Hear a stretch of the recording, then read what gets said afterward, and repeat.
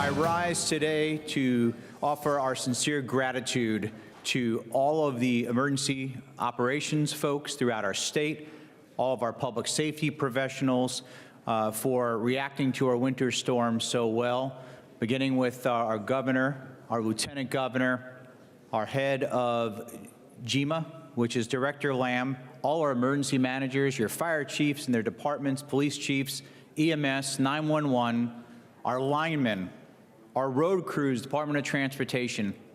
And while some areas of our state felt very little impact, others got some pretty severe damage. Following yesterday's abbreviated session because of the weather, legislators thanked the professionals who worked through the ice storm. Good evening and welcome to Lawmakers on this day 7 of the legislative session. I'm Donna Lowry in Atlanta. Joining the General Assembly to serve about 3 months to become one of the 180 elected officials in the House and 56 in the Senate might seem daunting, but our guests tonight are ready for the challenge. This legislative session welcomes 3 new members in the Georgia House and 2 in the Senate. Tonight, we'll meet 4 of these newly elected lawmakers to delve into their motivations for running, their aspirations for this session, and their perspectives on the progress made thus far. We begin by learning what happened in both chambers today from Capitol correspondent Sarah Callis. Hi, Donna. Only a handful of lawmakers, including leadership, came to the Capitol yesterday because of the winter storm in the northern half of the state. They quickly gavelled in and out without conducting any business. After the ice thawed, the full legislature got back to business today. On day 7, the House thanked emergency response crews and leadership for handling the winter storm, which brought significant ice to northeast Georgia. Winter Storm Fern was extremely significant in our area. We'd like to thank Governor Brian Kemp, President Donald J. Trump for their leadership and the emergency declaration they had. We'd like to thank Georgia Power, all the EMCs and utility partners in Georgia. There was a force of over 10,000 people who converged on Georgia from different corners of the state and different states in the union to help restore power and clear roads. And Democrats and Republicans reacted to national debates about immigration enforcement activities and how they apply to Georgia. I want you to picture a classroom, rows of desks, empty desk, not because kids are sick, not because parents don't care, but because families are terrified. In Atlanta, across Georgia, and across this nation, students are staying home because ICE raids and local cooperation with federal immigration enforcement have launched their campaign of terror and fear and weaved it into a daily condition of life. The unfortunate reality we must face is that this legislature has chosen to empower this fear. The article points out clearly that this body doubled down on policies that blur the line between local law enforcement. What I would like to say is that each one of these individuals that has put their life on the line every day to go out and protect us and enforce the laws that we have put in place and our elected leaders have put into place are doing that at risk to themselves, sometimes at risk to their own families. We should respect them for that. We should honor them for that. We should eradicate the ones that do it wrong. And we will do that, but that is the vast, vast, vast minority, and we don't need to lump all of them together and paint everybody with a broad brush. And the hyperbolic rhetoric that we hear about what they're doing and what kind of people they are is leading to dangerous situations that are leading to negative outcomes and people getting hurt. Lawmakers also remembered the horror of the Holocaust. Today is International Holocaust Remembrance Day. 81 years ago today, Allied soldiers liberated Auschwitz, where over 1 million souls, most of them Jews, were murdered. Across Nazi-occupied Europe, 6 million Jewish men, women, and children were systematically targeted and annihilated, along with millions of others the regime deemed unworthy of life. Today, we honor those who perished, we honor the survivors who carry the weight of memory, and we honor the liberators who bore witness to horrors no human being should ever see. This afternoon, the Senate celebrated Reach Out and Read Day at the Capitol, when every legislator received 2 books to bring home to the children in their lives. The books on each legislator's desk today are meant to be shared with a child because reading opens the world to possibilities. I'm proud that last year, the General Assembly made its first direct investment in Reach Out and Read Georgia, and we hope to build on that. The tone became far more serious when a stream of Democrats took time during their points of personal privilege to condemn the killing of Alex Preddy in Minneapolis and the ongoing ICE deployments in Minnesota. I demand justice for Alex Preddy and Renee Good. ICE's lawlessness is no longer debatable, deniable, or defensible. What we're watching is state-sponsored cruelty carried out under the dishonest label of enforcement. And I'm sorry, if you watch those videos and cannot see that these people were not fighting back, that they were murdered by these federal agents, then you need to get your eyes checked. Republicans pushed back. So as we recognize the loss of those in our country who've tragically died in law enforcement encounters, I want this Senate and all people of goodwill to also commit themselves to the enforcement of law. That people who violate our borders and in our country illegally simply can't stay forever. Senator, your time's good. Thank you, Mr. President. I share this on behalf of a number of my colleagues because the issue is real.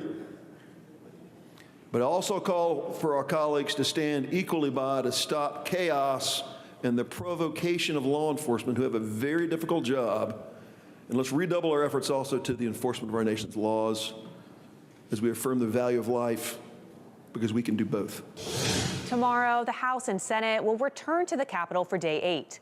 We can expect discussion on public safety and a measure to reduce property taxes in the state. That's all for my Capitol Report. Donna? Thank you, Sarah. We'll begin tonight getting to know the new lawmakers, starting with the Senate. Joining us is Republican Senator Jason Dickerson from Senate District 21, representing portions of Cherokee and Fulton counties. His committees include banking and financial institutions, public safety, government oversight and veterans, military, and homeland security. Also here is Democratic Senator Jaha Howard of Smyrna, who represents parts of Cobb and Fulton counties. His committees include agriculture and consumer affairs, government oversight, higher education, and state and local government operations. Welcome to Lawmakers. It's your first time. Thank you. Yeah, thank We're you. going to have you back, of course. So we'll get to know you a little bit better. And I'm going to start with you, Senator Dickerson. Tell us a bit about yourself. You co-founded, among other things, an long haul trucking company. Long haul trucking. People out there for a long time on it. That is correct. Yeah. Yes, ma'am. It was. So I'm a lifelong resident of Cherokee County. Started my first company when I was 15 years old, which was a transportation company. By the time I graduated, I had 5 employees. Over the years, I've had about 22 different companies. The smallest 5 employees, the largest 550 employees. Again, just love the community of Cherokee County. Love North Fulton. And just love everything about it. It's been an absolute honor. That first one, was it bikes and transportation? What was it? No, it was a 3-car hauler Okay. to transport cars back and forth to Florida. Oh, wow, at 15 years old. Let's talk a little bit about one of the bills that deals with trucking that you are looking to introduce really soon on CDL driver's licenses. That is correct. Tell us commercial briefly. driver's license. And so one of the things that we've kind of seen here in the public over the last several years is that, we've had some accidents, and some of those drivers, for the most part, they may not have been able to speak English or even read English. And a lot of times they may not even been able to drive the truck. And so one of the bills I'm looking to introduce is that if you're a non-U.S. citizen and you're here on a visa, then your driver's license will expire the same date that your visa expires, which is not currently the case. Okay. Well, we'll find out more about that once you drop that bill. All right. Senator Howard, let's learn more about you. You're a dentist. Yes. And you also served on the Cobb County School Board for a time. Talk about that a little bit. Well, yeah, I'm a pediatric dentist in Vinings. I grew up in Atlanta, Mays High School. I'm a church deacon and Bible study teacher in the city of South Fulton, and I live in Smyrna. And just excited about representing all of those wonderful parts of the District 35. Okay, well, I have you. There's something that came out with the EPA today dealing with investigating looking at what is going on with fluoride in water. And I just thought, since you're here, tell us what your thoughts are about that, fluoride in water. Because Utah and I believe Florida have banned fluoride in water. Yeah, fluoride has been a great conversation with our patients that we have literally every day. We know that the recent administration is making a lot of changes based on sometimes outsized fears, and there's some legitimate conversations that we have to have with the public. What I try to tell our parents, and same thing with our constituents, is that there's a difference between water fluoride, topical fluoride like toothpaste, and supplements. But oftentimes when we're in a political warfare, people are just using words and using terms and throwing them around for political gain.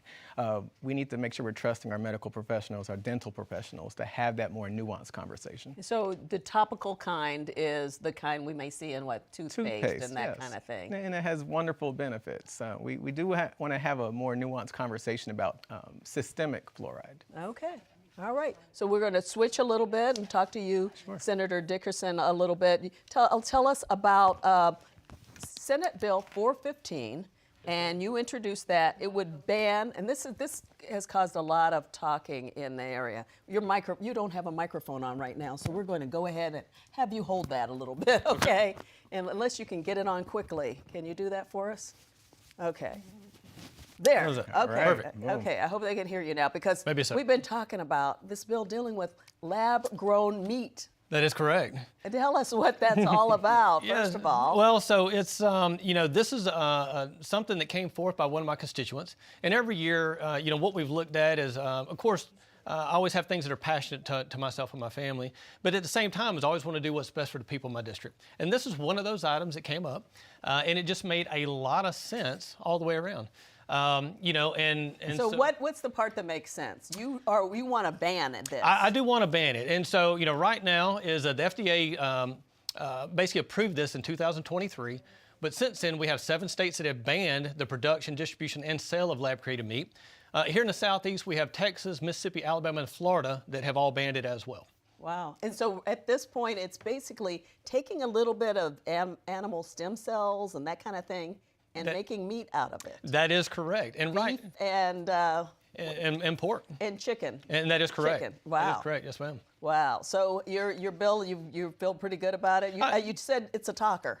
It is a talker. It's not one of the things I thought would get a lot of press on, but the last couple of days in the media, it has definitely taken off. Okay. Well, we're going to find out how that goes. Let's switch gears a little bit to another talker. Sure. And that's data centers. Yeah. You have interest in a bill and introducing a bill dealing with data centers. Tell us about it. Very much so. Our campaign ended mid-December, and it was one of the #1 conversations, the data centers. A lot of people are just now finding out what data centers are. When we have our conversations, no matter if they're a 20-something-year-old or an 80-something-year-old, when they realize we have just blocks and blocks and blocks of warehouses full of servers that are going to be in your backyard, people want to have a deeper conversation. They want to understand that connection between what the data centers are and our water, our noise pollution. Energy is a big one. So people want to have a real conversation. So on the campaign trail, we talked about pausing data centers for 1 year. It's not that we're anti-progress. We want to welcome progress. We want to welcome technology. But just like with the conversation about lab-grown meat, technology is great, but we can't do anything without trust. And I think we can all agree that the trust in our institutions is at an all-time low. And if we want to do wonderful things with technology, but we can't do it without public trust, let's take a pause. Let's make sure that we're educating one another. Let's know what we're walking into and not just have a short-term goal, but what's our medium and long-term goal for data centers? Okay. We're running out of time, but I want to get something in that is important. We talked about tort reform and all last year a lot in the legislature. You want to do something with insurance reform. Well, specifically for me, it comes down to a property tax reform from that standpoint. And for me, it's just like in District 21, as in the rest of the state. I mean, we've seen astronomical property increases, a lot of property tax increases over the last 4 to 5 years. And it's become unsustainable for anybody that's in the district, whether you're in South Georgia, whether you're in North Georgia, it doesn't matter. So we definitely want to look at some property tax reform this year, and I've already put forth one bill to help the people in Cherokee County in District 21. Okay, and real quick, tell us about your interest in education, and because you've been on the Cobb County School Board, what are you interested in seeing happen? Yeah, I think folks will be surprised that our funding formula is 40 years old. And we've tinkered around the edges. We're barely making progress. We've had many years where we've underfunded our public education, and oftentimes we're quick to demonize our public schools. We need real champions for public education, and also make sure that we're leaving room for some creativity through our public charters.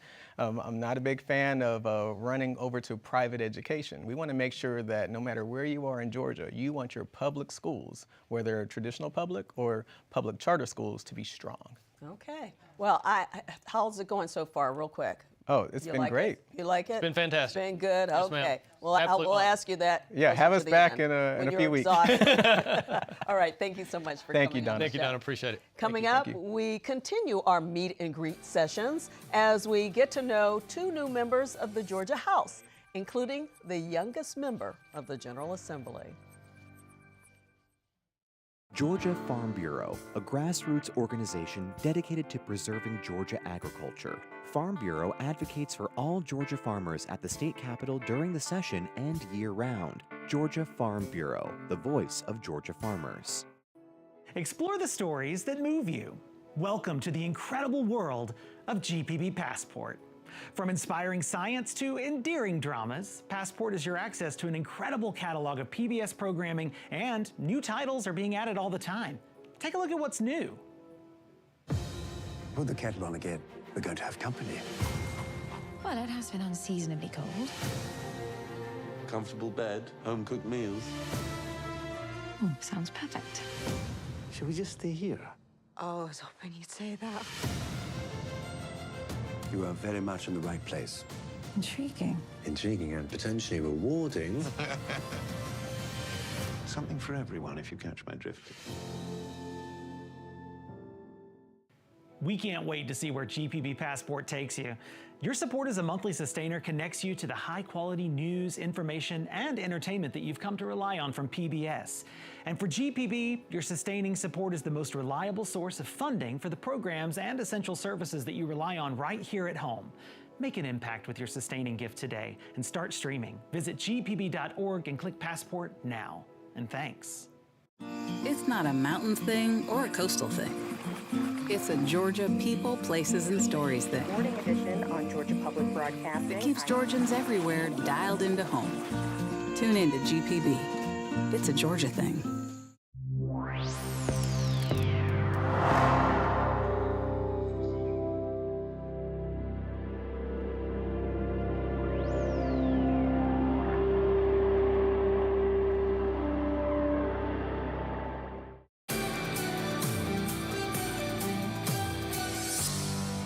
Welcome back to Lawmakers. I'm Donna Lowry. Let's meet 2 members of the Georgia House who are eagerly serving in their first Georgia legislative session. From the Gwinnett County area is Democratic Representative Akbar Ali. His House committee assignments are creative arts and entertainment, economic development and tourism, and urban affairs. And from Canton is Republican Representative Bill Fincher. His committees are Judiciary Juvenile, Judiciary Non-Civil, and Transportation. Welcome to Lawmakers, to both of you. I'm going to start with you because you're the youngest member of the legislature this year at 21 years old now. But later this week, you will be having a birthday, huh? That is true. Tell us about that. How's it feel to come in young, and what's that like? Well, firstly, thank you so much for having me here. People have been very warm, very welcoming. I'm very grateful to have a lot of existing mentors within the legislature that have extended that welcome, provide a lot of guidance. But as one of the articles on me said before, this isn't my first rodeo. I used to work in the Senate once upon a time, and just done a lot of work within the community as of late, and even beforehand. You worked in the Senate doing what? So I worked under now Minority Whip Kim Jackson's office. Okay. Yeah, back when she was state senator. So it kind of feels like coming back a little bit. Almost, that's Not right. daunting to you at all, huh? Well, you flatter me, thank you. I love that. Yeah. Anything else you want to tell us about yourself? Well, I wear many hats. I'm a small business owner, KSU graduate. But first and foremost, I am a brother, I'm a son, and I'm your neighbor. Yeah. Yeah. And a graphic designer too. That's right. I've yeah. seen your websites. Looks good. Thank you. All right, Representative Fincher, let's tell people a little bit about you. You've been in law and in law enforcement, so you've got the legal background, and so tell us a little bit more about yourself. Well, I started out as a probation parole officer when I came out of college at Mercer University, and then I went to law school at night. When I graduated from law school, I went directly into the FBI. I was stationed in Chicago, Illinois.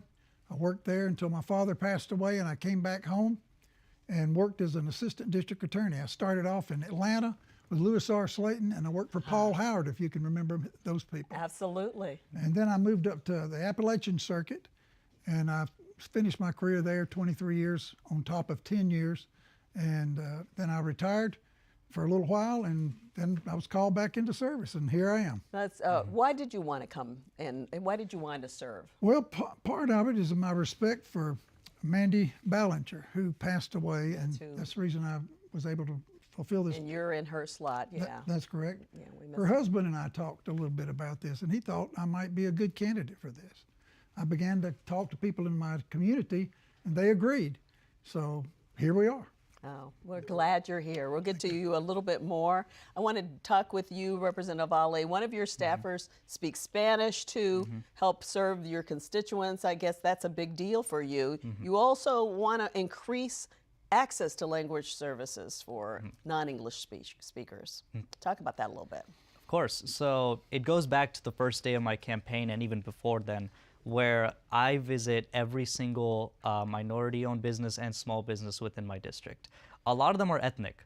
A lot of them don't speak English as their first language. And so every time I visit, which is routinely every month, I bring with me 2 translators.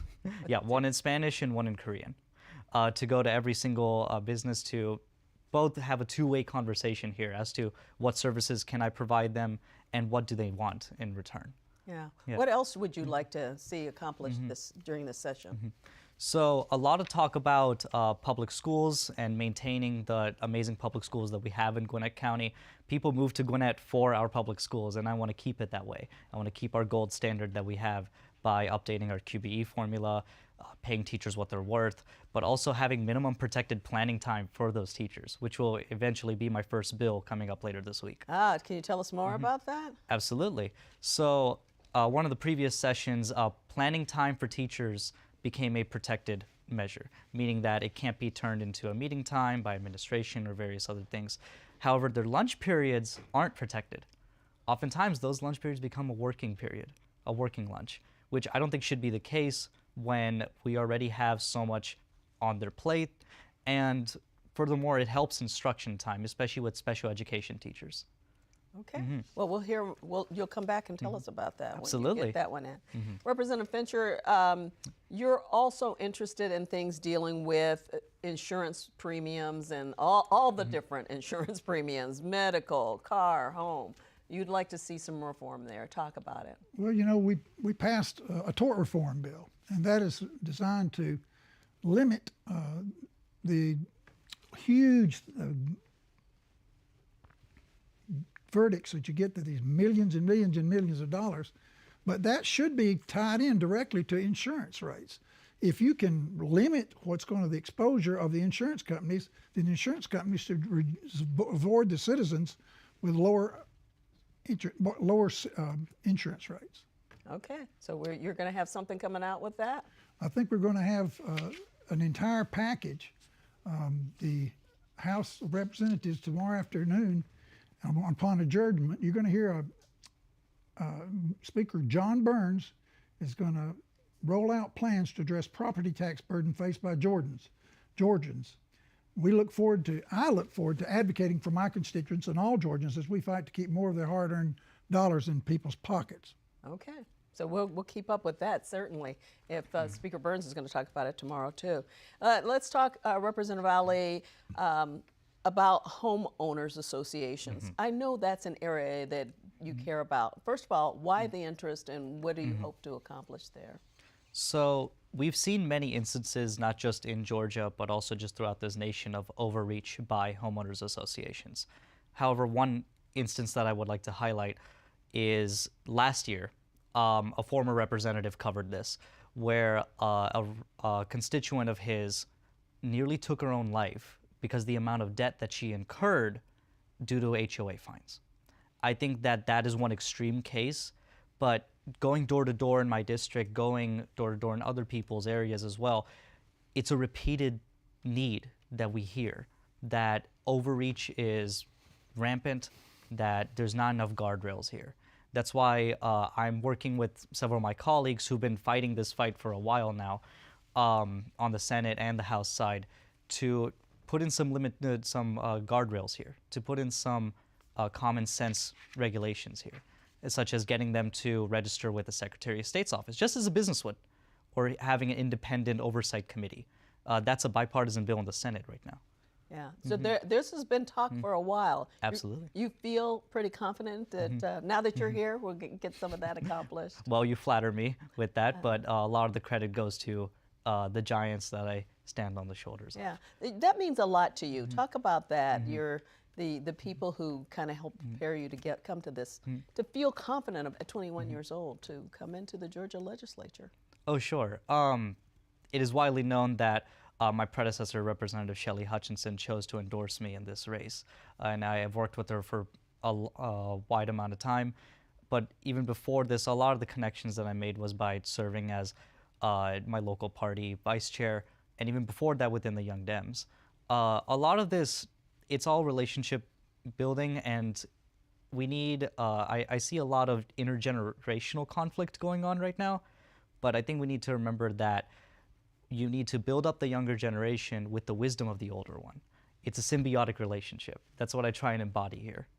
Yeah, I think you'll do very well here. Oh, well, thank you so much. With that kind of an attitude about it. You mentioned property. We talked about property taxes a little bit. Anything more you want to add with that, or anything else you'd like to get into this session? It's just what has been happening with property, and it's something the senator said before. When you buy property at $250,000 or $275,000, and then it turns around and it's an appraised now for $600,000, you're basically having to pay or rent your house from your county by paying taxes. And our goal is to either put a cap or completely eliminate homestead taxes on the personal homestead. You'll hear from Speaker Burns tomorrow how he intends to do that. Okay. How's it been going so far for you? And in terms of learning everything, keeping up with things. One of the lawmakers earlier said 19 hours a day. Does it feel like a lot? Well, I choose to come in at 6:30 in the morning, and I choose to leave at 6:30 p.m. Okay. And so it is completely because I'm here to work for the people that chose for me to be here on their behalf. And furthermore, I mean, we hit the ground running. We already have 3 resolutions that we're working on. We already have 3 bills that are being drafted, one of which we're actively working on, as I mentioned, with the protected planning time. Okay. Yeah, and so we'll keep up with that. You feel the same way. You feel like you're getting used to everything. Yeah. Enjoying it, but it's a lot to take it up at one time. You have a lot to learn. Yeah. So are you putting in the long days and that certainly. kind of thing? Yeah. We're there. We leave. Are there at 7 in the morning, and we try to stay as late as we can. I think people don't realize how much you guys have to work during the session. What is the most difficult part for you? The most difficult part, most challenging thing for me is to learn all the names of all those people in the House of Representatives. We've got a crowd of folk there. Yeah, yeah. What about you? Challenge. It would just be for more of the same. Yeah. Again, with the Senate, maybe it's a little bit easier because there's 56. With us, it's a whole 3 classrooms worth of 180 people. You didn't have a class at KSU quite that big, did you? I don't believe so, no. So there's a lot to it, though. But you seem to both be enjoying it, and we're happy you're here. Anything else you want to add? Just that another thing that's on our plate is literacy. Yeah. We're going to be 1 in 3 children in Georgia do not have proficiency by the 3rd grade. And we're going to put a literacy coach in every single elementary school in Georgia. Okay. Well, we're going to talk about that. I know that's something the speaker wants to do. Well, I want to thank you both for being here, and congratulations on serving your community. I appreciate that. Thank you. That does it for Lawmakers today. We'll be back tomorrow with Day 8, and we'll talk with lawmakers about a bill to extend the ban on students having cell phones in schools, extending it to high schoolers, and another bill to change child custody arrangements. Have a good evening.